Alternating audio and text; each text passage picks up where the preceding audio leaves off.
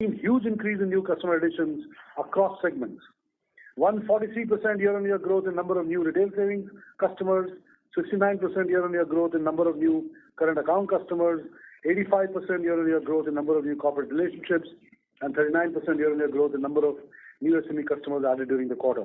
Like I mentioned earlier, corrections and recoveries got impacted during the quarter. We had to be cognizant of, obviously, health and safety of our customers and employees. This meant our field teams were constrained for part of April and most of May. As lockdown restrictions eased, June saw a quick recovery and July looks better than June. We saw higher than expected retail slippages during the quarter, but we believe it is transitory. We expect moderation in the second half of the year. I want to highlight the significant progress we have made on core technology and our digital banking capabilities. Since the beginning of the pandemic, we have accelerated our digital journey and made few significant moves on our tech stack. We are ahead of our plans on our core modernization program. We have among the largest set of open banking APIs for external and internal partners, and we are the leaders in cloud adoption in the banking sector. Sub-Zero, a proprietary design platform, a cutting-edge developers portal with over 120 additional APIs went live during the quarter. Over 1,000 plus technology and digital sources have been hired since the start of the pandemic, with about 60% increase in technology spends during the same period. We are running a twin engine approach. One, our legacy IT stack is being upgraded, re-platformed or hollowed out to make it digital ready. Two, we have built in an in-house end-to-end digital stack that is on par with the best digital platforms anywhere. Our recent product launches and digital offerings like Buy Now, Pay Later, multi-currency forex cards, small ticket bullet loans, our cutting-edge offerings have been launched on this platform. We intend to blitz scale these offerings even as we have a pipeline of newer digital-first products that are already ready. We're adopting a combination of approaches for the digital ecosystem, build our own capabilities, partner with fintechs where there is complementarity, and invest in areas that have adjacencies. During the quarter, we entered into a multi-year deal with Amazon Web Services to power our digital transformation agenda. Our tie-up with AWS will enhance our agility and resilience to manage two key features that define our digital business: rapid scale and high velocity. We have taken a cloud-first approach for our digital banking platform, having deployed all new customer-facing applications on cloud platform since last year. Today, 15% of the bank applications are already on the cloud, and we aim to take this number to 70% in the next few years. We have deployed mission-critical applications on cloud, including our BNPL product and the new loan management system to support it. The account aggregator platform, our video know your customer journey, and WhatsApp banking is also on this platform. Separately, we were the first to set up a dedicated cloud-ready infrastructure to exclusively handle UPI transaction volumes. This has meant we have consistently had among the lowest transaction failures in this space. The Cloud Center of Excellence will accelerate our cloud migration and support the growing pipeline of digital bank offerings. We continue to work with multiple cloud partners to maintain our leadership position in cloud. On the digital side, our relentless focus continues as we make progress on the capability front as well as on the business side also. We have around 4 million non-Axis Bank customers using our Axis Mobile and Axis Pay apps. These are customers using our apps for convenience despite not having a deposit relationship with us. This is a strong testimony for our mobile banking apps, which have the highest rating from users among banks in India. With the retreat of wave 2 of COVID, we launched Grab Deals Fest, offering customers attractive discounts and offers on all purchases on our partners Amazon and Flipkart. The festival was a great success, with us achieving 25x growth both in number of customer transactions and GMV on the platform. Grab Deals is a scalable multi-brand platform for offering our customers great year-round offers and deepen our savings account relationship with them. Our existing digital products continue to scale. We introduced video KYC on multiple new journeys this quarter, including salary account opening and credit cards. Our share of accounts sourced via this channel has grown to 20%. During the quarter, 69% of our fixed deposits by volume were opened digitally, while the UPI transaction value grew 3 times year on year. On WhatsApp banking, we now have over 1.2 million customers on board within 6 months of launch. 65% of service requests by volume service in the branches are now available fully digitally through our branch of the future initiative. We have seen very good traction in the adoption of these services by customers, as well as great improvement in straight-through processing and first-time write rates. With the launch of Service Data Lake, we expect further personalization and speed in response to customers in this year. Separately, I would like to update you on the recent developments due to restrictions imposed by RBI on MasterCard from onboarding new domestic customers. This ban does impact our card business. Over the last few days since the announcement, teams have worked to mitigate the impact. While we will explore and keep all our options open, it will take some time to move to an alternate network, thereby impacting new issuances in the short term. In the last 1 year, the bank has significantly scaled up the integration of ESG into its overall business strategy and agenda. ESG as a topic is now integrated at the board level and is directly overseen by a whole-time executive director and the relevant committees. Additionally, the bank has set up an ESG steering committee at the management level to drive the ESG agenda. We are making public our commitment to the ESG targets, developing policies for sustainable lending practices, investing in environment management, diversity, equity, and inclusion within the bank. Our corporate lending portfolio rupees 10,000 crores in green sectors as on 31st March 2021, which was up 50% year on year. We have 1.5+ million live customers under Axis Sahyog Microfinance Program as on 31st March 2021. We are committed to increase share of our green lending portfolio going forward, reduce our carbon emission intensity by 5% year on year, and fulfill the target of touching 2 million households by 2025 under the Sustainable Livelihoods Program. We are embedding environmental and social risks into our lending decisions and internal capital adequacy assessment process. We're making a public announcement on some of these things very soon. Coming to the performance of subsidiaries, in mid-June, we presented the progress of our One Axis journey, providing details and insights on our key subsidiaries. They continue to deliver industry-leading performance during this quarter, with total profits of rupees 245 crores, up 98% year on year. If we analyze the quarter one earnings of these subsidiaries, it would be touching nearly 1,000 crore figure.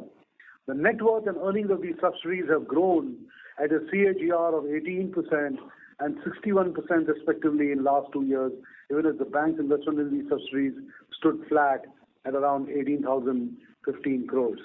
Our employees have been our greatest asset during the pandemic. The management team would like to reiterate its gratitude to our colleagues and their families for standing firmly with the bank during this period. We have created an employee care benevolent fund as an additional measure of security for our colleagues, their families, to protect their financial future in case of an exigency. Despite wave 2 headwinds, we have made strong and visible progress this quarter. There is a positive cultural change within the bank, reinforced by the steady upward movement of metrics across all the lines of businesses. Our investments in technology, digital, and multiple business transformation initiatives have set us on the right trajectory. We are optimistic and confident about our future. I'll now request Puneet to take over. Thank you, Amitabh. Good evening, ladies and gentlemen. Thank you for joining us this evening. I'll discuss the salient features of the financial performance of the bank for Q1 FY22, focusing on our operating performance, capital and liquidity position, growth across our deposit and loan franchise, journey of becoming a more prudent and conservative franchise, asset quality, restructuring and provisioning. Our operating performance continues to be strong, as reflected through increasing YOY NIMs, growth in granular fees and operating profits and PAT. NII for Q1 FY22 stood at 7,760 crores, growing 11% YOY and sequentially growing by 3%. Net interest margins for Q1 FY22 stood at 3.46%, representing a YOY growth of 6 basis points. Sequentially, the NIMs were impacted by product mix change, interest reversals, CRR increase, market pricing pressure in the wholesale segment and our mortgages business. We have substantially completed the computation of interest on interest as per the RBI and IBA directives and maintain that the provision made in Q4 FY21 should be adequate to cover the reimbursement costs. On Fee income. Our fee income stood at 2,668 crores, growing 62% YOY. 62% of our fees comes from our retail business, 38% comes from our wholesale franchise. Granular fees comprised 92% of total fees as against 86% a year ago. Transaction banking fees including forex trade and FI payment grew 67% YOY. Commercial banking fees grew 19% YOY, and fee from cards and our liability franchise grew 78%. Trading income stood at 499 crores, degrew 20% on a YOY basis. Other income stood at 421 crores, grew 34% YOY. The recoveries from written-off retail assets pool improved 26% on a YOY basis. This gives us some comfort that recoveries could hold up even on fresh slippages, though with a lag. Operating expenses for the quarter were 4,932 crores, degrew 8% sequentially and grew 32% on a YOY basis. Staff costs increased by 32% YOY. The YOY increase in staff cost is not comparable as Q1 FY22 has impact of increments for 2 years. In FY21, we gave increments to staff from Q3 FY21. Further, we've added 5,000 people to our staff strength over the same period last year. Gratuity costs can increase due to the increments and change in interest rates impacting staff costs. We have continued to top up gratuity expenses for the Social Security Code, the prudent stance we had taken last year. Other operating expenses grew 33% YOY and are mainly attributable to higher business volumes, connection expenses. Our investments in IT continues. Our IT expenses were higher by 63% on a YOY basis. Statutory costs, including PSLC and DICGC premium, were higher YOY by 30%. Operating expenses to average assets was 2.05%, higher 5 bps YOY, and higher 9 bps on a sequential quarter basis. The adverse impact of netting of the balance sheet, which I will discuss subsequently on this call, has resulted in a cost to assets adverse impact of 2 basis points. The cost to income stood at 43% for the quarter, lower by 38 bps on a sequential quarter basis and higher by 4.52% YOY. Core operating profits was 5,896 crores, growing 13% YOY and declining sequentially. Core operating profit margin improved 8 bps YOY. Provisions and contingencies for the quarter were 3,532 crores, declining 20% YOY. The bank made a prudent provision of rupees 155 crores for restructuring that has not been invoked or implemented as at reporting date. The bank has not utilized any of its COVID-19 provisions in the current quarter. The reported credit cost for the quarter is 1.88%, representing a YOY decline of 38 basis points and a sequential Q1Q increase of 18 bps. Annualized Q1 credit cost net of recoveries from the written-off pool stands at 1.7% compared to 2.11% for Q1 FY21 and 1.48% for the previous quarter. Profits before tax was 2,884 crores, representing a YOY growth of 102%. Profit after tax 2,160 crores, representing a YOY growth of 94%. Annualized ROE for the quarter stood at 9.11%, a 1.59x growth on a YOY basis. The strength of our balance sheet is reflected through the cumulative non-NPA provisions at 30th June, which stand at 12,425 crores. The key components of the provision are COVID-related provisions at 5,012 crores, restructuring provisions of 703 crores, weak assets and other provisions of 6,710 crores. The standard assets cover, defined as all non-NPA provisions by standard advances, stands at 2.05%, improving 10 bps over March 21 and 49 bps over June 2020. Our provision coverage, all provisions NPA plus non-NPA divided by GNPA, stand at 118% as compared to 104% for June 2020 and 120% as at March 21. The bank is well capitalized, is carrying adequate liquidity buffers, and provisioning buffers which place us in a strong position. The RWA of the bank as of 30th June stands at 64% as compared to 68% of June 2020. This improvement RWA is reflective of the quality of business being done by the bank.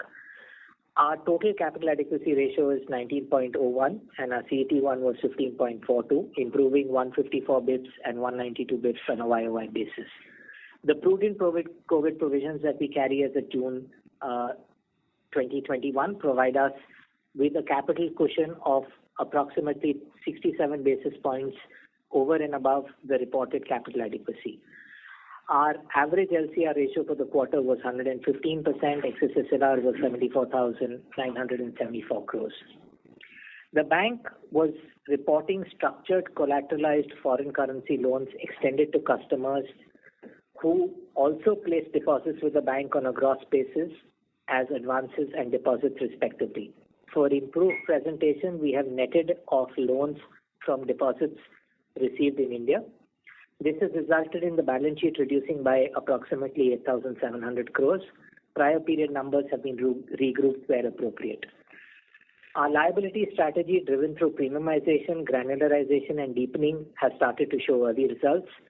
The focus on customer acquisition, leveraging the corporate relationships and deepening the government liabilities business and the customer connect established by the bank through COVID has not just yielded us the recognition of the best retail franchise during COVID, but also improved all liability metrics. Total deposits on a closing basis grew 16% YOY and 2% Q-on-Q. We prefer to focus on quarterly average balances instead of month-end balances for our liabilities franchise. On a QAB basis, CASA grew 19% YOY and 4% Q-on-Q. CASA ratio stood at 42%, improving 342 basis points on a YOY basis. SA grew 19% YOY and 7% Q-on-Q, and CA grew 17% YOY and D grew 0.39% on a quarterly average balance basis. If we look at the different saving account segments on a QAB basis, salary segment grew 13% YOY and 5% QOQ. Government segment grew 25% YOY, 18% Q-on-Q, and the NRI segment grew 17% YOY and 5% Q-on-Q. Our term deposits on a quarterly average balance basis grew 7% YOY, of which retail deposits grew 11% YOY and 2% sequentially. The growth in our NRTD business is reflective of the quality of the wholesale franchise we are building. Our corporate customers parked their surplus short-term liquidity with us, resulting in the growth. A large part of the incremental NRTD deposits over March 2021 are LCR accretive and non-callable. Further, as was seen in the SA balances, 30% of the incremental NRTD deposits are from government client group, reflecting traction in that customer segment. Our overall loan book grew by 12% on a YOY basis and was flat sequentially.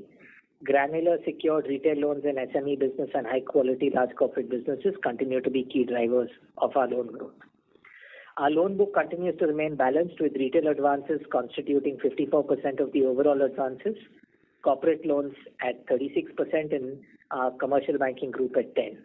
The book represents healthy characteristics with 80% of the retail book being secured, 85% of the corporate book being rated A- and above, and the CBG book being diversified across geographies, industries.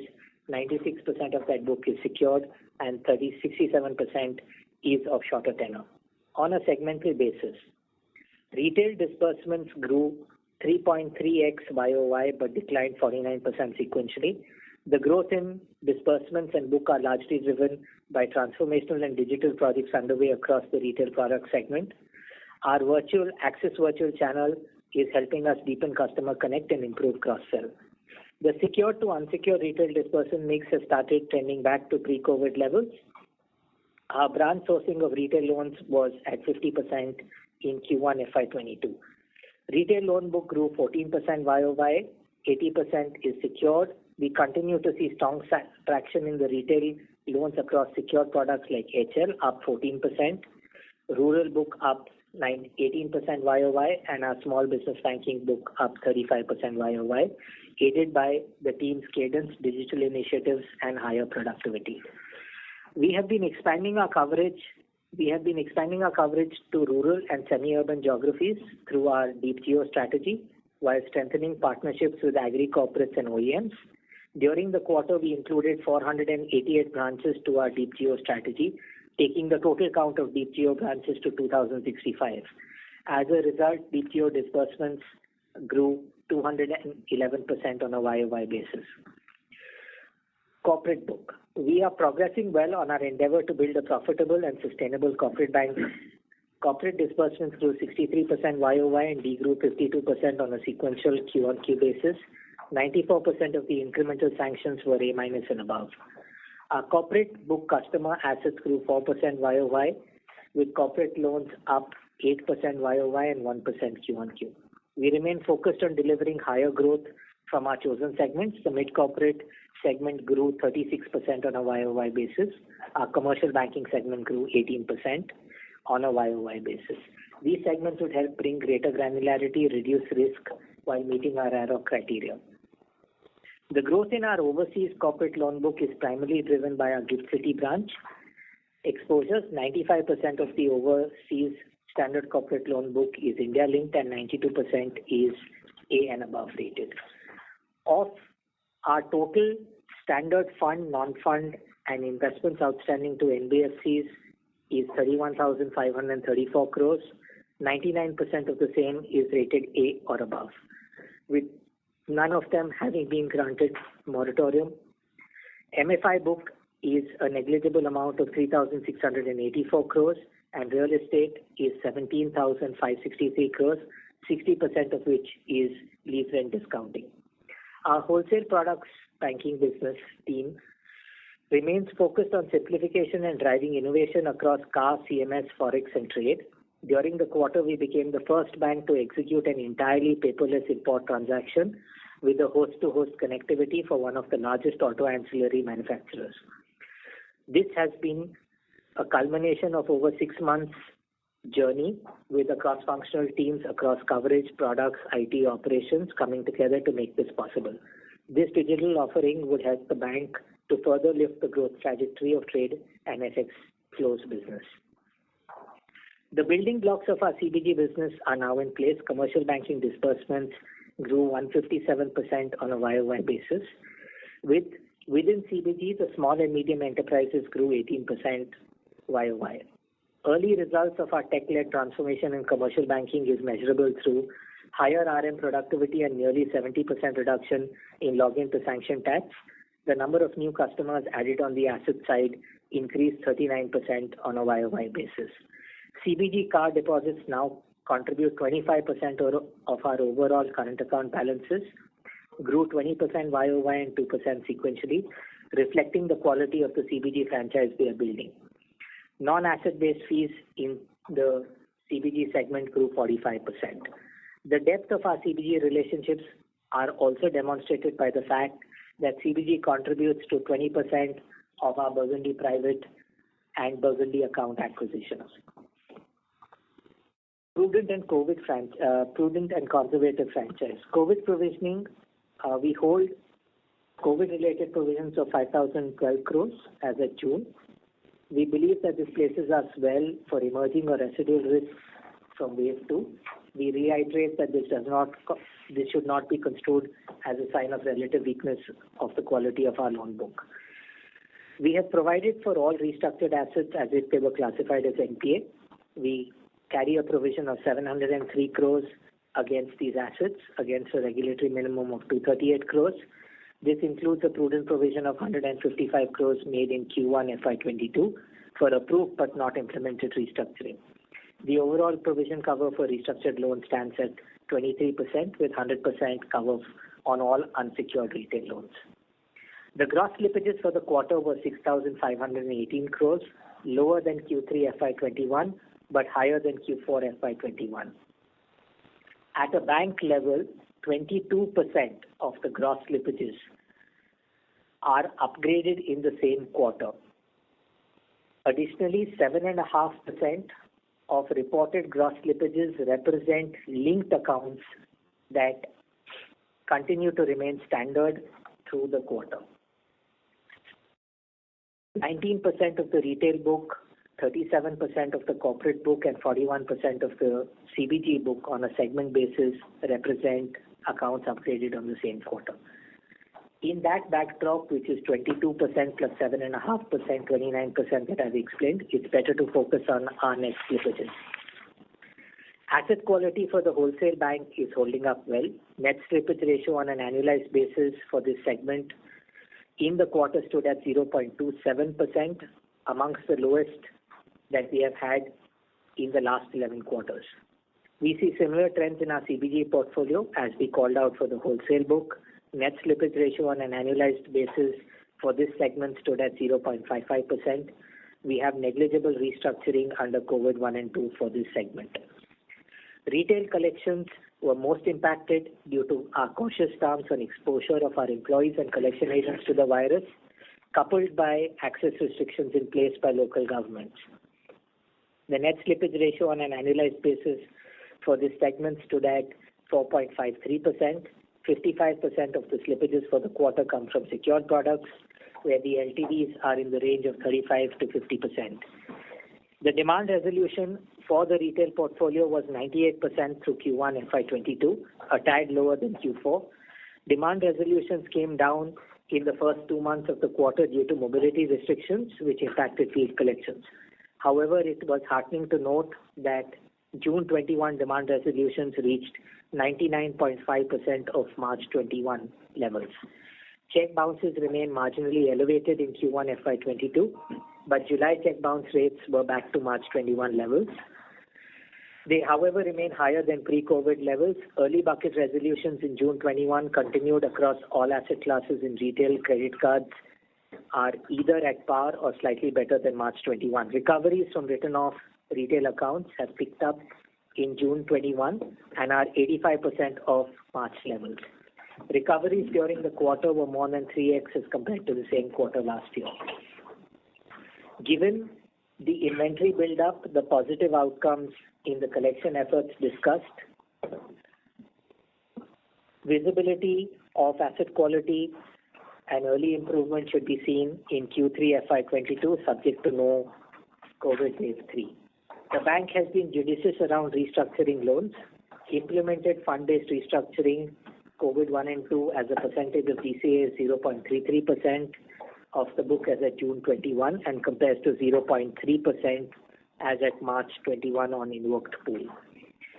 In value terms, the implemented fund-based outstanding of loans under COVID-19 resolution scheme 1 and 2 stands at 2,192 crores. Linked non-fund-based facilities which are not, where original terms have not been changed, is rupees 992 crores. 95% of loans restructured under COVID 1 and 2 have security. The LTV of the secured retail loans range from 40 to 60%. On a segmental basis, the restructured loans were 0.62% of the wholesale banking group book, 0.21% of the retail book, and 0.03%, I repeat, 0.03% of the commercial banking group. In addition to COVID 1 and 2 restructuring, the standard outstanding restructured loans under the MSME scheme stand at 332 crores. The GNPA and NNPA of the bank have improved 87 basis points and 3 basis points on a YOY basis. The bank has a healthy PCR of 70%. As compared to March 2021, the GNPA and NNPA increased by 15 basis points each. The bank wrote off 3,341 crores in the current quarter as compared to 2,284 crores in Q1 and 5,553 crores in Q4 FY21. The NNPA, GNPA and PCR ratios of the bank and segmentally for retail, SME and corporate are provided on slide 42. The asset quality of Axis Finance remains stable with a net NPA of 1.8% and near nil restructuring, i.e. Axis Finance has near nil restructuring. ECGLS, our overall approach to ECGLS was conservative. Total amount disbursed under all ECGLS schemes is approximately 12,100 crores, lower than our loan market share. We have only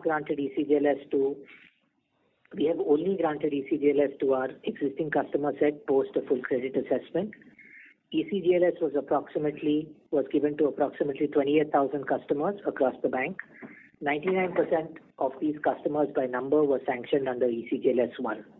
ECGLS 1 and 2 disbursements represent 97% by value, with nil disbursements in ECGLS 4. We continue to track the behavior of this portfolio as repayment moratorium ends Q2 FY22. The BB and below book as a percentage of customer assets stands at 1.19% as of June. 2,800 crores, i.e. 21% of the BB and below book is rated better by at least one external rating agency. 330 crores, representing 3% of the BB and below book, could have been upgraded as borrowers did not seek restructuring. During the quarter, we collected 440 crores, 6% of the fund-based book outstanding at the end of the previous quarter. Investment and non-fund-based BB and below book also declined in the current quarter on account of recoveries. The cumulative addition to the pool is 159 crores, translating to 11%. The balance represents downgrade into the BB and below pool. All accounts downgraded in the current quarter were less than 100 crores, and the average ticket sizes of accounts downgraded were 16 crores. 188 crores slipped from the BB and below pool during the quarter. The average ticket size of our fund-based BBB plus, BBB and BBB minus book is 10 crores. I repeat, 10 crores, with no individual fund-based exposure in 4-digit crores. We request you to refer slide 43 of the investor deck, which sets out a summary of the net NPA, BB and below and restructuring pool. Our segment results are not comparable given the change to segment classification and a revision in the internal FTP framework, and therefore current quarter is not comparable to previous quarter same year. In summary, we've acted consistent with our commentary and chosen to identify stress early in the portfolio, used ECGLS and restructuring selectively, and hence recognized larger slippages upfront and provided for the same. As I close, allow me to re-summarize the salient points for Q1 FY21. Our operating performance improved, reflected in core PPOP growing 13%, PAT 94%. Legacy asset quality is being proactively dealt with. Early signs in the form of net slippages in the corporate book being amongst one of the lowest in 11 quarters. Our prudence and strength of balance sheet is demonstrated through our precautionary COVID provision of 5,012 crores, cumulative non-NPA provisions of 12,425 crores. We maintain that this is not reflective or indicative of underlying asset quality and provide a cushion. We have steadily improved our liability franchise performance with granular retail deposit book, CASA plus RTD growing 15%, YOY and 3% Q1Q. Our subsidiaries continue to improve on their industry position and profitability. The domestic subsidiaries reported a profit of 245 crores for Q1 FY22, growing 98%. The return on investments on subsidiaries stands at 54%. We continue to monitor progress on current and future COVID waves across India. We believe our businesses are resilient and are well equipped to capitalize on opportunities and deal with contingencies that the pandemic may pose. We reiterate our stance of stopping specific guidance. We would be happy to take questions now. Thank you very much. We will now begin the question and answer session. Anyone who wishes to ask a question may press star and 1 on the touchtone telephone. If you wish to remove yourself from the question queue, you may press star and 2. Participants are requested to use handsets while asking questions. Ladies and gentlemen, we will wait for a moment while the question queue assembles. The first question is from the line of Mahrukh Adajania from Elara Capital. Please go ahead. Question is on slippage. So you did give the net slippage ratio for retail, but can you give the absolute number for retail and corporate? And Then within that, some color on, what would it be for housing and other secured loans? Like just a gross slippage ratio or some quantitative color? Maruk, we don't provide data on a product by product basis, but the answer to your first question, the absolute value of net slippages for the retail book is 3,741 crores, which will be roughly about 93 to 95% of the slippages for the quarter. Like I said, the wholesale segment has performed well, and so has CBG. The cumulative slippage across those two segments will be about 235 crores on a net slippage basis. And the gross slippage would be for retail? The gross slippage for retail would roughly be about 84% of our gross slippage number. That would be about 5,400 odd crores. Thank you. And my next question is on your credit cost. In the fourth quarter, you had highlighted that the credit cost was higher than what it should be because of provisioning policy change and some write-offs. So that is what kept the 4Q credit cost elevated. So if I remove those one-offs from 4Q, then the rise in credit cost is quite sharp in the first quarter. We know about the second wave, but what would be the outlook on credit cost? Because anyway, the sequential credit cost has gone up quite sharply, excluding one-offs. I mean, are you being extra conservative or? So Maruk, I think we've explained that we have provisioning policies that are entirely rule-driven. And just to recap, I provide 100% on unsecured retail loans on the 91st day.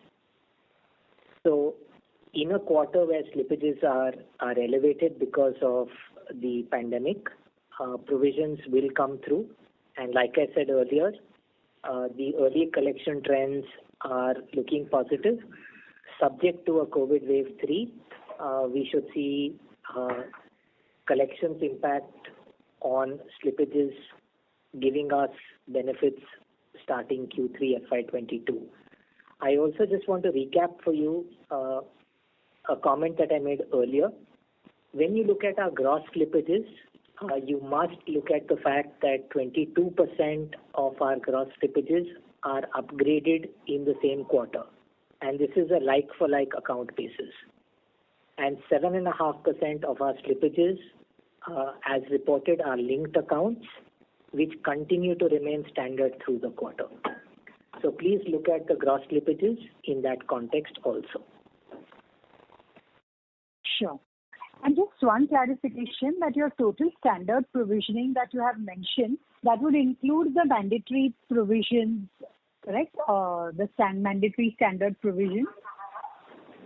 Yes, the 12,425 crores includes the regulatory standard asset provision. Okay, thanks a lot. Thank you. The next question is from the line of Sumit Kariwala from Morgan Stanley. Please go ahead. Hello. Hi. I just had a question on LCR. So the liquidity coverage ratio is broadly flat QOQ. Now, when I look at the average deposit growth sequentially, I'm trying to back calculate.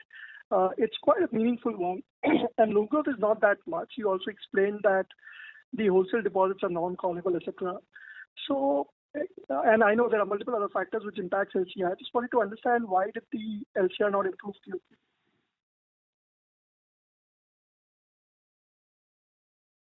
Am I clear? Hello? Sorry, Sumit. Puneet here. Couldn't get your question. Could you just come again because we lost you in the static? Yeah. Sorry. I had a question on LCR. So if I look at your liquidity coverage ratio, it's broadly flat QOQ at 115%. Now, when I look at the growth in deposits on average basis, sequentially, it's quite meaningful. The loan growth has not been that high. You explained that the deposit growth, which has come from the wholesale deposits, is also non-callable. I just thought that the LCR should have improved sequentially. What am I missing?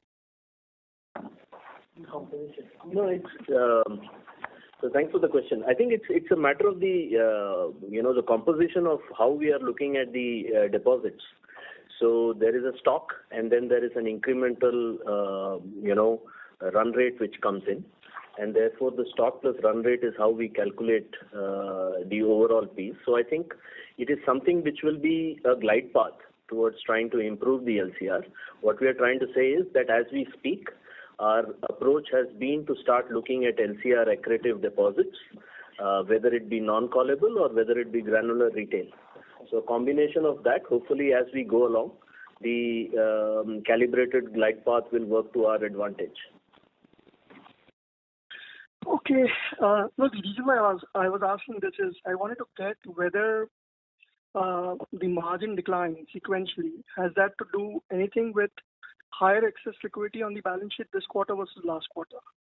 And I don't have the average numbers, which is why I'm trying to ask this question. What was our surplus?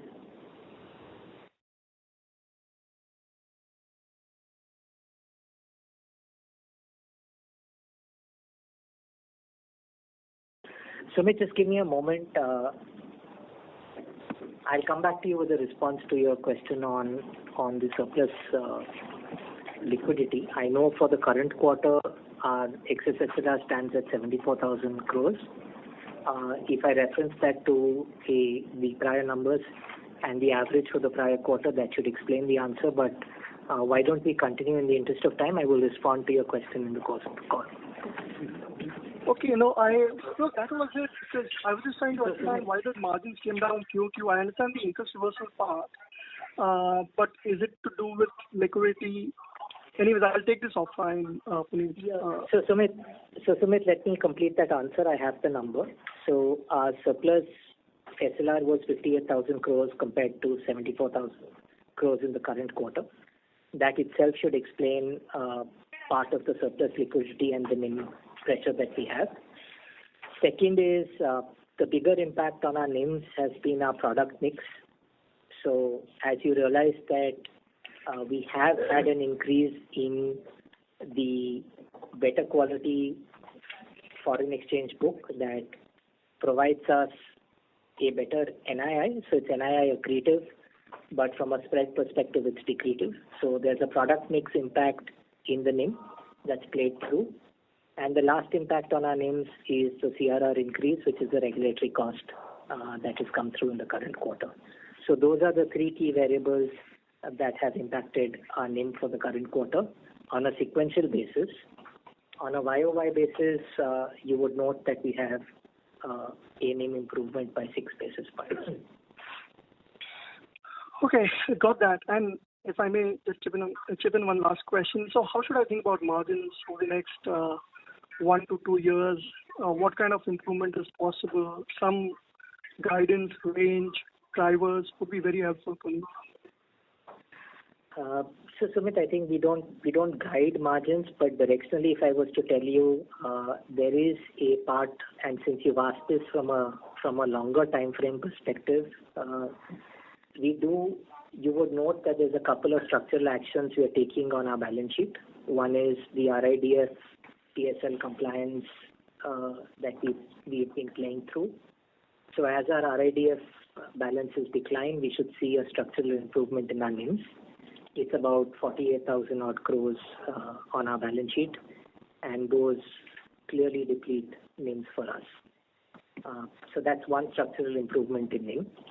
Second is you would see the first action that we've started taking. For a large part of last year, about 83-84% of our disbursements were secured.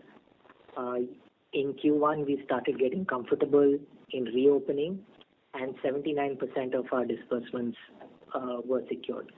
So as we open up and change our product mix back to the historical secured-unsecured mix that we had on the retail side, we should see a margin uplift. And as the domestic book grows compared to the overseas loan book that we have at GIFT City, the book composition, which is proportionality, should help improve NIMs. Those would be directional comments I would offer you. We don't provide a guidance range on NIMs. So sorry, I won't be able to offer. Sumit, just to add to that, Sumit, just to add to that, Amitabh, and as you saw, the granularity of our CASA growth is gradually, slowly moving in the right direction. Hopefully, if we can continue to execute the way we've been executing, that should also feed into our NIM story over a period of time. Now, again, we just trying to point to the things you can look at. Again, not trying to guide in any way. Okay, that's helpful, Puneet. Thanks, Amitabh. Thank you. Thank you. The next question is from the line of Kunal Shah from ICICI Securities. Please go ahead. Yeah. Sorry, the first question was on employee cost. I don't know if you have addressed that in the opening remarks, but last time we said like we are providing for this employee cost, and there was some one-off during the second half. But when we look at Q1, again, the employee cost trajectory is quite high. So what would be the reason for that? If you look at our employee cost on a YOY basis, Kunal, the first impact is last year with the onset of wave 1, we had deferred increments for our staff, and our staff did not receive increments in Q1 of last year, but increments were made available to all our teams in Q3. So Q1 does not carry the increment effect of FY21. Whereas Q1 of FY22 carries the increment effect of FY21 and 22 itself. So there's 2 increments versus no increment impact on the YOY number of Q1 FY21 to Q1 FY22. The second increase in staff cost is we've added 5,000 people to the franchise as we are a growing business. And as we get more granular, we keep adding people basis our internal productivity metrics. Therefore, that's the second impact on staff cost. The third effect is we did take a Social Security Code provision last year. And as I mentioned earlier, because there is an interest rate change in the current quarter and there is an increment on staff cost in the current quarter, we've topped up the Social Security Code provision in order to be consistent with the prudent position we had taken. That's the broad 3 reasons why staff costs have increased year on year. Okay. And quarter on quarter again, like 10-12%. The quarter on quarter increase will typically be attributable to increments for the period and gratuity cost increase on account of interest rate changes between last quarter and current quarter. Sure. And overall, in terms of the fee income, I think we have been taking several measures in each of the verticals to shore up the fee income. So how should we now look at the overall traction once we see the overall situation normalizing? So there is a breakup in terms of the overall retail fee as well as in terms of the corporate and the commercial banking. But which segments would drive it relatively higher? And finally, in terms of the overall balance sheet growth, how should we see the traction on the fee income side? So Kunal, I think a couple of things I would say without giving you a number. Very clearly, our focus is to build granular fee, and you would note that our granular fee proportion in our total fee has increased on a YOY basis. Our granular fees is now 92% of our total fees compared to 86% of the fees last year. So we will continue to drive our fee growth, which is granular, both on the retail and wholesale side. On the wholesale side, our transaction banking business is gaining traction, and you will see the fee growth that is come through, which is set out on the slide that you were referring to in terms of fee growth. That fee growth is driven by a couple of things. One is a market share increase both in the FX flows business as well as the LC business. And as we build our franchise out and deepen our relationships, we expect that granular fee to continue to grow. On the retail side, clearly subject to any regulatory headwinds that may hit us, our granular retail fee both on the liability and asset side would be linked to the growth in the businesses that you have seen in the current quarter. I hope that answers your question. Yeah. And lastly, if I heard you correctly, you made 155 crores of the provisioning on restructuring approved but not implemented. That is correct. So then maybe that additional, if we are making 10% kind of a provisioning, can we assume that another 1,500 odd crores is there in the pipeline? Kunal, that would not be a correct conclusion to draw because my restructuring provisions, as I told you earlier, 23, yeah. I make provisions as per my NPA rates. So on unsecured, I would have made 100% provision, and on secured, I would have made provisions as per the secured first bucket rate. So a direct imputation would not be correct. If you directionally want to look at that number, the provision cover on the restructured book is 23%. You can make an estimation of that number. Sure, got it. Oh, okay. Thanks a lot. Thank you. The next question is from the line of Adarsh Parasampuria from CLSA. Please go ahead. Hi. Thanks for taking my question. Amitabh, Puneet, a couple of questions. On the SME side, obviously post-COVID, because of many dispensations available, the net slippage numbers have been negligible. When do you expect the true litmus test when these dispensations are getting over, and what's the outlook there as you track those portfolios? Thanks for the question. I think the true litmus test for that, so first let me set context to our book and then our assessment of the true litmus test. One is our ECGLS book is not large, and we give ECGLS to customers after the full credit assessment, so we don't believe that, at least for what we have funded through ECGLS, there should be an impact because we did a full assessment, a material impact. To your question on when do we see ECGLS impact play out through asset quality, absent further dispensation, the 1 year period runs out in Q2 FY22, and therefore, assuming a 90-day recognition cycle, you should start seeing something on the slippages front early Q3 from an industry perspective. So that's helpful, Puneet. And my second question goes back to costs, and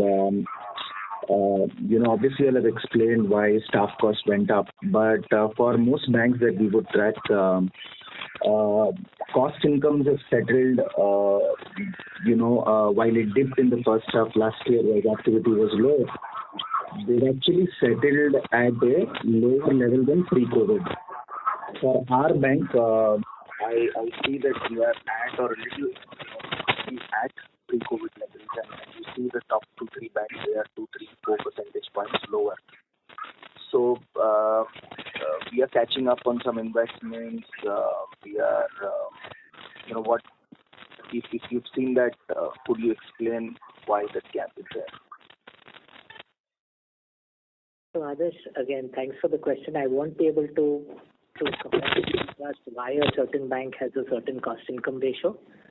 I'll probably highlight to you two effects. One is the cost-income ratio has a cost impact and an income impact.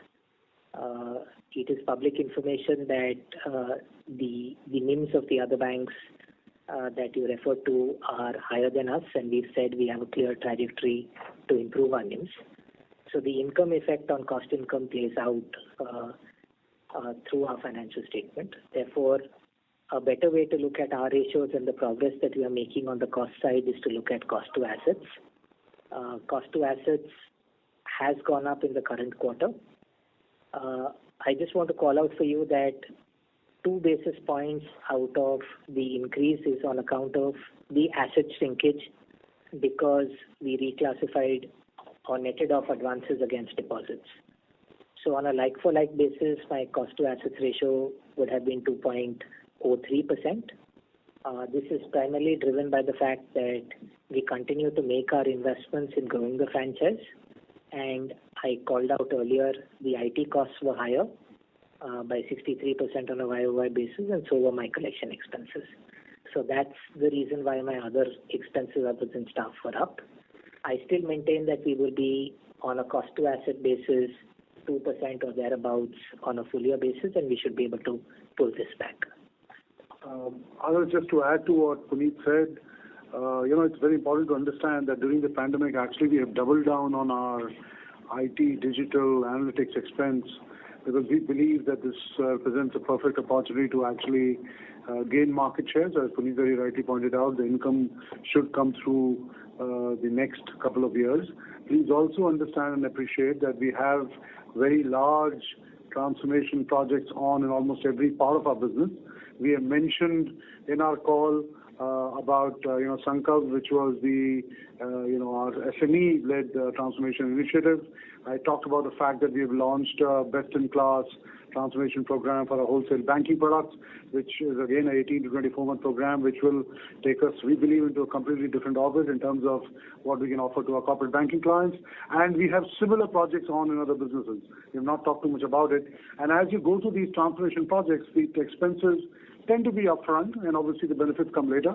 But as again Puneet pointed out, we are confident that we will maintain the benchmark we've set for ourselves that will be below 2% cost to assets, and that we have not changed. So I'm just trying to put all of that in perspective.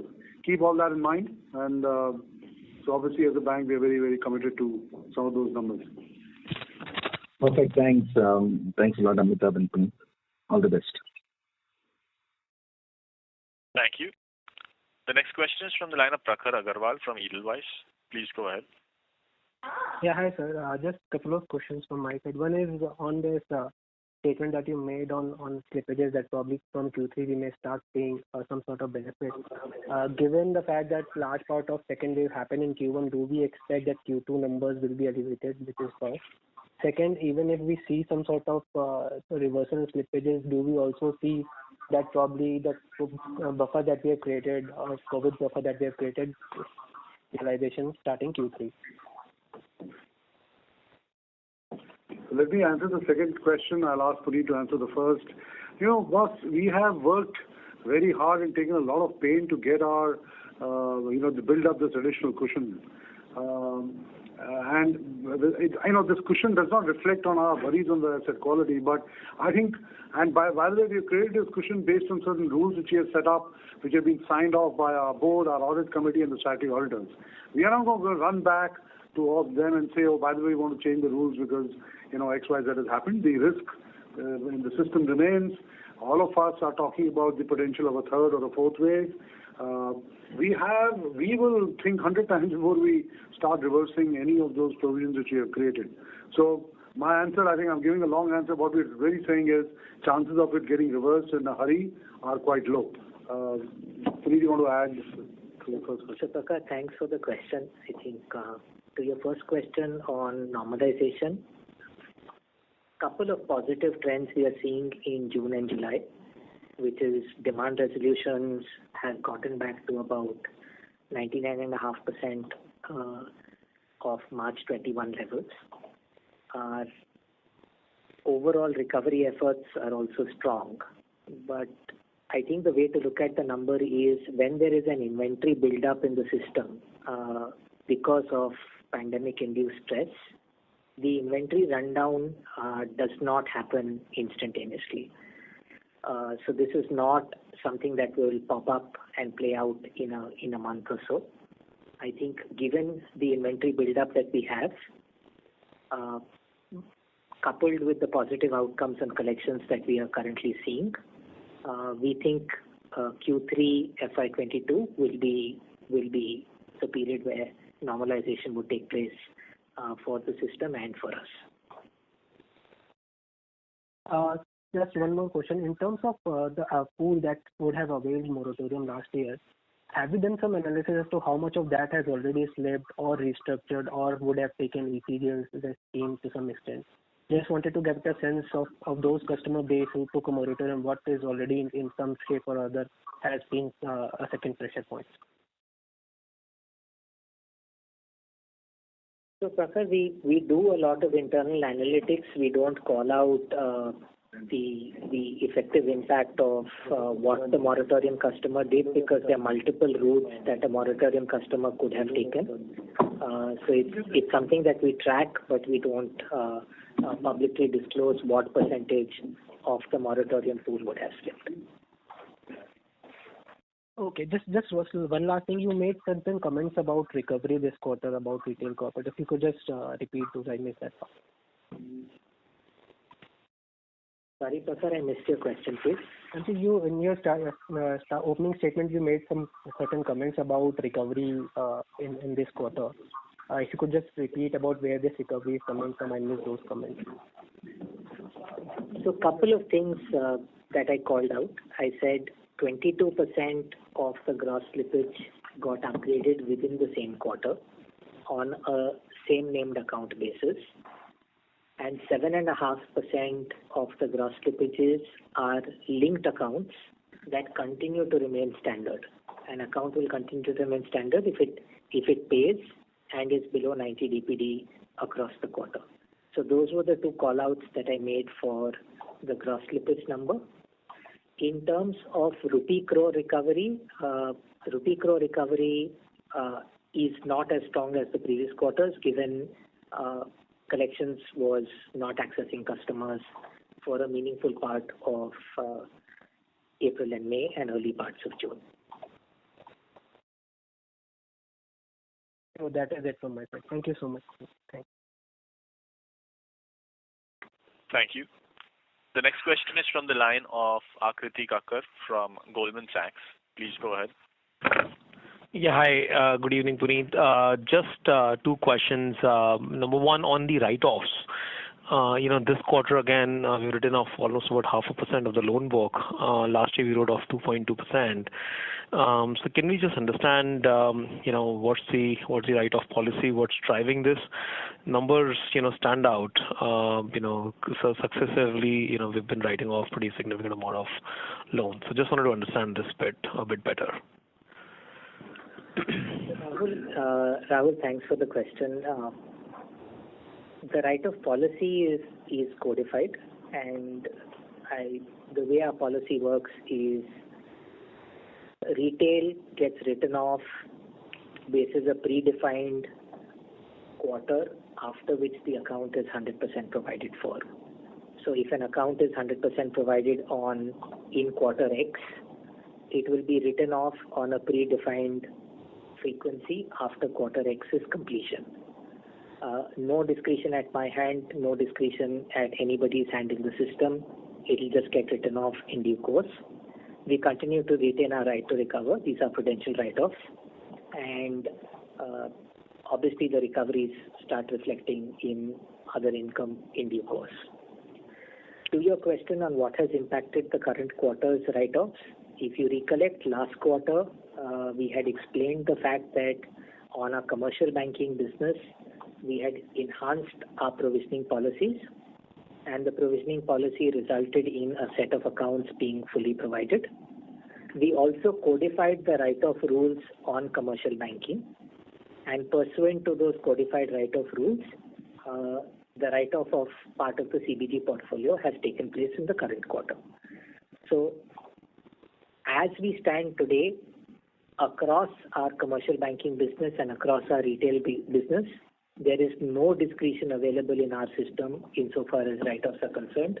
They are automated and will get processed with a time gap after the account is 100% provided for. The current quarter is materially impacted by the CBG write-off basis the change last quarter. And are we done with that, or it might still continue for a couple of more quarters? Change of policies. So, Rahul, since it's a rule, whatever fulfilled the rule got written off. I will not have discretion of parceling the write-off across quarters. Okay. So, insofar as the CBG policy change was concerned, the rule got applied to the stock, and the stock got taken care of.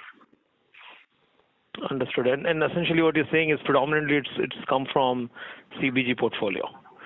Understood. The second question is on the on building the high-yielding portfolio. So I think this microfinance, corporate action you took, and just trying to understand over the next couple of quarters or next few years, how do you think about building the high-yielding portfolio? So microfinance is another portfolio. What other areas are focusing on? You've talked in great deal about your digital initiatives. So any new products that's going to come out, what kind of scale and size you can build up, over there. So just some color on that would be useful. Thank you so much. Rahul, thanks for the question. I think just want to clarify, there is no corporate action to report or speak of on the MFI portfolio at our end. So there's nothing there. Our current, and when there is something to report, we will formally report as per due process. The MFI book for us stands at 3,684 odd crores, which is a small proportion of our book. Yes, it helps us meet our PSL requirements, and therefore it is a business that we will look at as part of our retail and agri business. I hope that answers your question. If I missed something, happy to take a follow-up. So Rahul, just to add, Amitabh here, obviously it is our endeavor, as we look at various possibilities and opportunities out there to go after opportunities which make sense from a risk-reward framework. For example, in the wholesale, we've been talking about how we want to expand our mid-corporate portfolio, and we've been doing a pretty good job of it, and we have seen that grow in a very big way. Similarly, we've done for Burgundy Private. We talked about the deep geo strategy on our retail side, where we have extended it to now more than 2,056 branches, and we continue to, intend to kind of expand it as we move forward. You will hear more from us as and when we are ready, or we have anything substantial to report in terms of some of the choices we have made or we will make. We will obviously share it with you. We are a bit, cautious about, announcing it till we have achieved something, and we have achieved something substantial, and something substantial which is better than what others are offering. So in that sense, as and when we are ready, we will share it with you. So, you can expect, obviously, we are not going to let some of these opportunities go. You referred to MFI and some of the other things. As and when they happen, we'll let you know. I'm not talking about corporate action. I'm talking about general opportunities that might exist. Sorry. Sure. Thanks, Amitabh. I mean, just put differently, so new business opportunities, that you may be considering perhaps, on the high-yielding side. Of course, MFI, I get your message very, very clearly. But what about some of the other unsecured products? What can come out of your digital capabilities that you have, spent a lot of money over the last couple of quarters? Yeah, so you have heard us talk about, at least on the digital side, some of these things. We have talked about BNPL. I think we are one of the first banks to come out with a product of that nature. Freecharge has led it. We are obviously learning along the way. It has already started reaching volume, which, we are quite happy about, but we will come and share that volume with you when, we believe we are ready. We have something to announce to the market. But it is already in the last couple of months reached a volume size, and more importantly, what we are collecting, which is satisfactory to us, and we are quite happy with it. We have done something similar on, small denomination loans. We are working on that too. And, again, I don't want to overdo it or overstate it. As and when we are ready, we will share it with you. We do want to, work under the cover, and only when we have reached a certain shape and a size and certain market presence, we'll come and talk to you about it. So we will not do it the day we kind of announce the launch of it. We'll be very, very careful. Understood. Thank you so much, both of you. Thank you. The next question is from the line of Antariksha Banerjee from ICICI Prudential Asset Management. Please go ahead. Thank you. I just wanted to run through some numbers and see if the numbers are correct here. So in your slide 18, you report your retail portfolio breakup, and 20% of the retail portfolio is unsecured, which gives a 66,000 crores kind of book. Is that number right?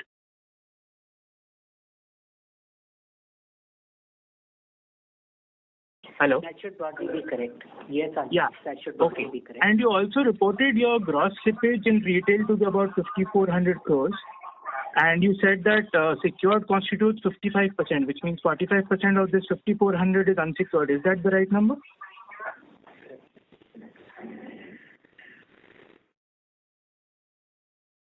Yeah. So I think the way you need to look at it is it was 55% of net slippages is what I called out. You're applying the 55% to the gross number. Therefore, you'll have to change the reference point, please. Got it. No, because this was giving a very scary picture of the unsecured retail slippages. So is there anything that you see in the unsecured retail which is, grossly different from last year? I mean, I can do the numbers again, but how would you compare it to last year's in your unsecured retail portfolio?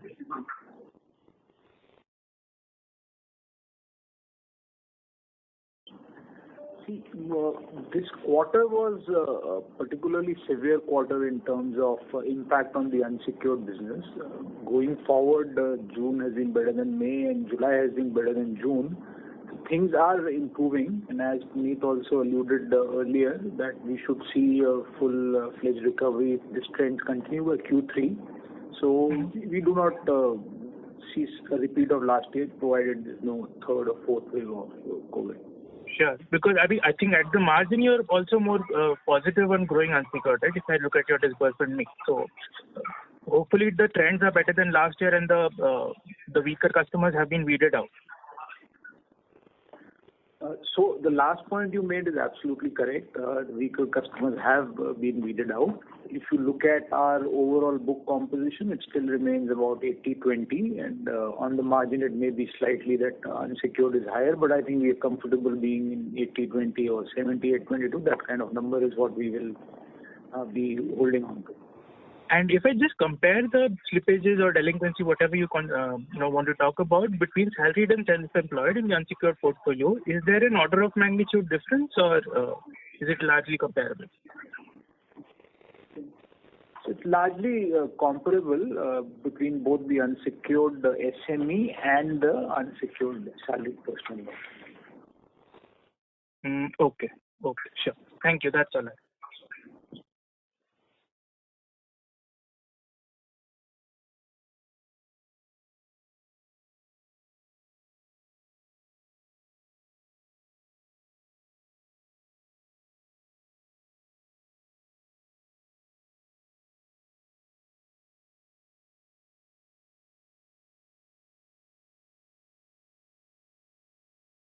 Antariksh, I just want to supplement Sumit's answer.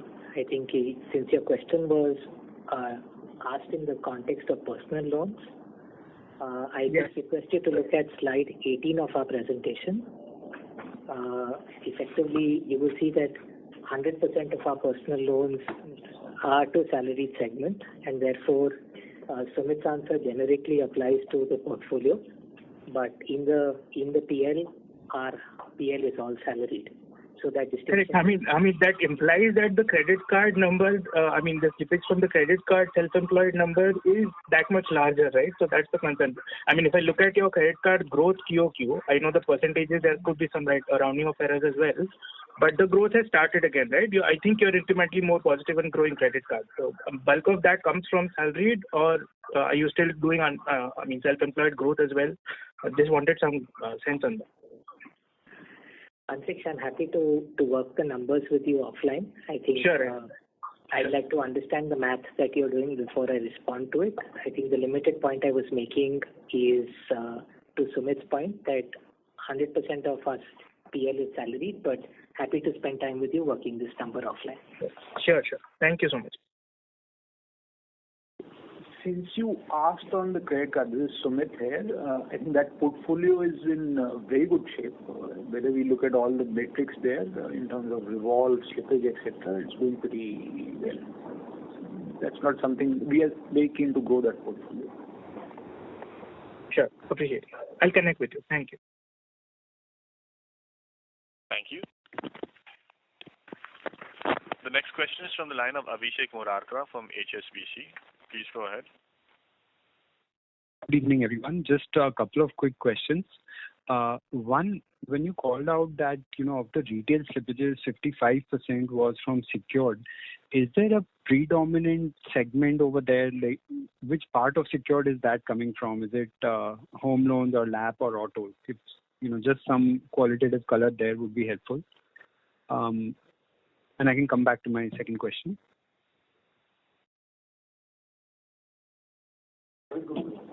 So to start with, I think a predominant portion of this is actually mortgages. And I think when Puneet gave his opening statement, he actually mentioned the fact that a large part of that is where the LTVs are in the region of 50%.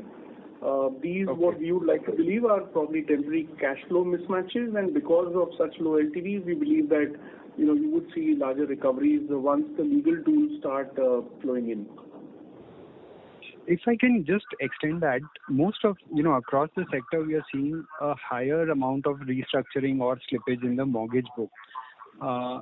In general, what is your feeling? Why would that be? I mean, it is generally a auto debit book which can, directly be in, there's no physical restriction in terms of collection, etc.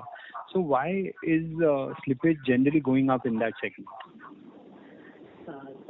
So Abhishek, I think the way to think about this is, if I wanted cash flow relief, I would seek relief on the largest EMI payout that I have, just from a customer behavior perspective.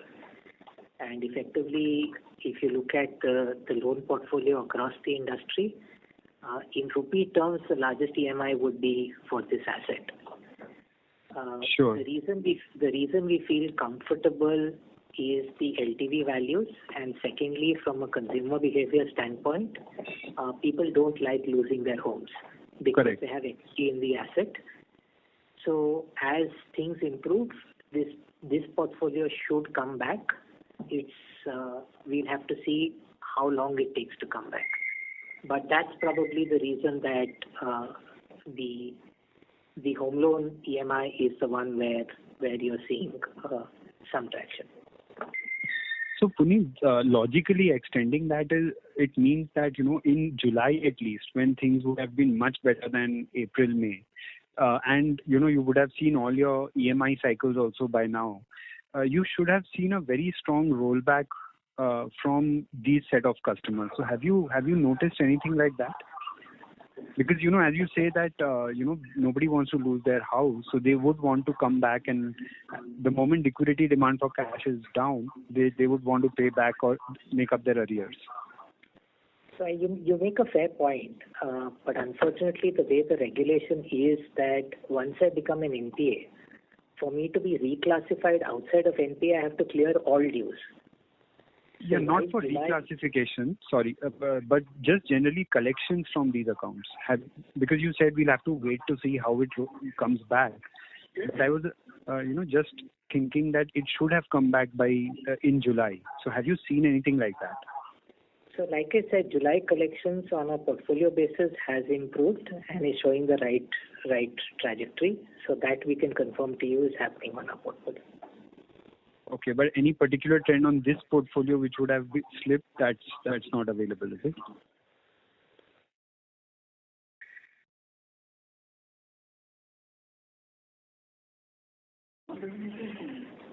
So again, I think what I will, Abhishek, tell you is about 99.5% Okay, sure. of March levels on demand resolution.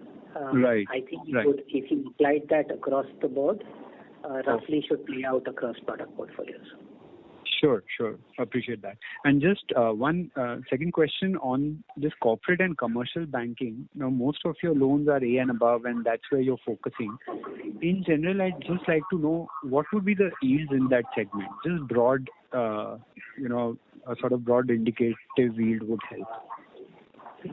So yields in this sector would vary between, for a AAA government entity would be, let's say, between 4.5-5% for a year, to anything between 7 to 9% for SME loans.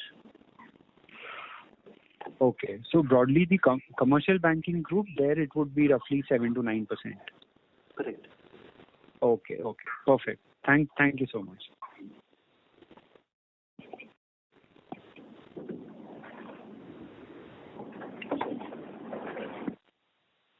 Thank you. The next question is from the line of Nilanjan Karfa from Nomura. Please go ahead. Hi, Puneet. Let me ask a previous question on the retail slippages. and I think you clarified 45%, that 45-55 breakup is on the net number on retail.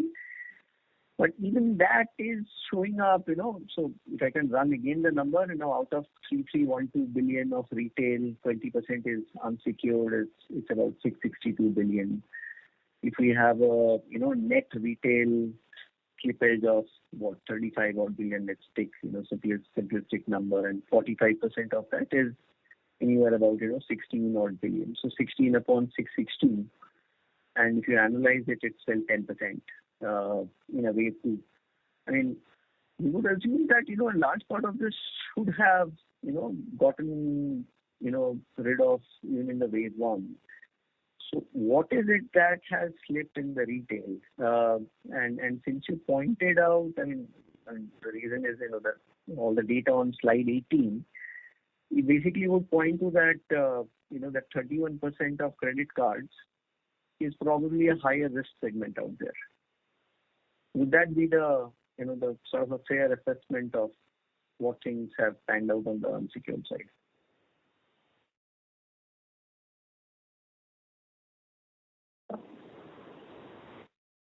I think a couple of things that we need to look at. Yes, so unsecured is impacted by wave 2 of the pandemic more than secured. Couple of things that you would need to see that it's partially cards, yes, but I think our cards business is on the mend, as Sumit spoke of.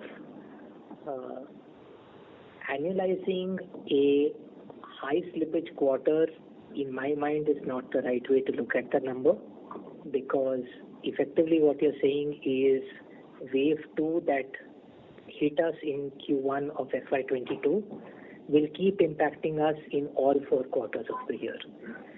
So one, arithmetically, I don't agree with the conclusion that annualization of the number is reflective of the risk, because there's lumpiness in the slippages given the environment. So that's one correction I would like to offer to the ratio that's being tried to be computed on the call.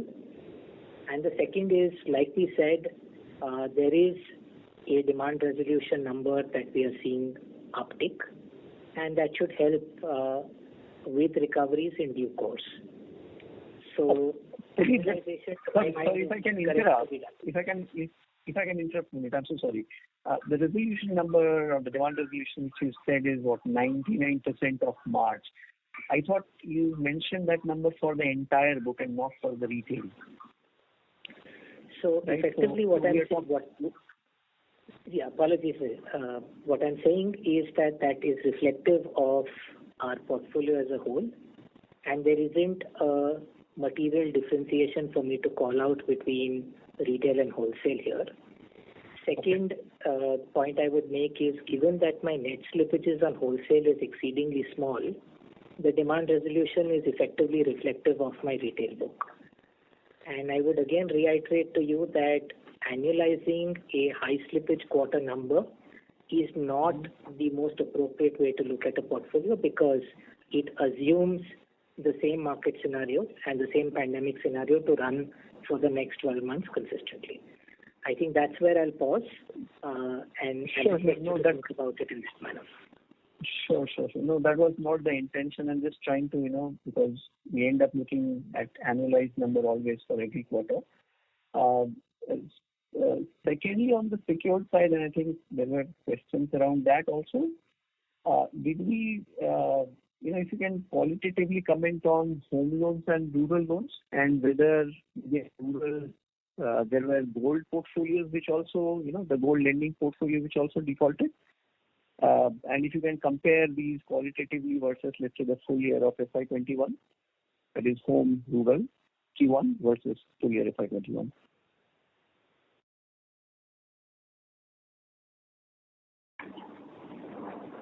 So I'll just add a couple of points to what Puneet said. See, the period from about 15th April to 15th June is where a lot of things were topsy-turvy, and unsecured, which gets classified at 90 DPD, therefore we're talking almost 2 months out of 3 months gone there. Subsequently, for the month of July, what Puneet said in terms of demand resolution, our entry rates in terms of flow into delinquency bucket are the lowest now. Our 0 to 30 resolution is back to pre-COVID level. Mortgages, whatever slipped, we are pretty confident of getting them back on track in the second half of this year. Just that it takes you to collect all the 4 EMIs to have them on track. So that's we're not, and as Puneet said, let's not annualize what we saw this quarter. This is a very severe quarter, and the bounce back also has been pretty sharp. Gold, absolutely nothing to worry. There was dispensation in terms of LTV, which the regulator had allowed. We had chosen, and now wisely in hindsight, that we would stick to our 75-80% LTV. So there's nothing there in terms of delinquency or provisioning. So largely it is the mortgage piece where if the LTVs are somewhere between 50 to 60 and the affinity people have to home or whether to property, if it's a self-employed business where there's 40-50% equity, chances of recovery are pretty high. Thanks. Right, that's right. Just one final question. I mean, if we look at, and this is from that, the annual report, obviously looks at the March quarter, but if I look at the split of the maturity tenure on the liability side, looks like we have built out a very large portfolio which is, of a tenure which is 3 to 5 years plus. Is that a deliberate strategy? And it has actually happened over last, I think, 1 or 2, 3 years. How does that pan out given the current interest rate scenario?